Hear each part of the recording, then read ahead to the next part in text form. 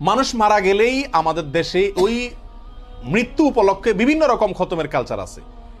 অনেকে ওই কালিমা খতম করে, অনেকে কোরআন খতম করেন, এরকম বিভিন্ন রকম খতম আছে। তো এই যে কালিমা খতম, সোয়াল একবার কালিমা পড়লে উনি মুক্তি পেয়ে যাবেন মৃত লোকটা, অথবা কোরআন খতম করলে তিনি মুক্তি পেয়ে যাবেন, এরকম অনেক ধারণা আমাদের সমাজে আছে। প্রিয় ভাইয়েরা, মানুষ মারা যাওয়ার পরে আপনি তার সন্তান এবং ওয়ারিস হিসাবে তার জন্য আল্লাহর কাছে দোয়া করবেন এবং ইস্তেগফার করবেন, তার পক্ষ থেকে আল্লাহর কাছে ক্ষমা চাইবেন যেন আল্লাহ তাকে মাফ করেন।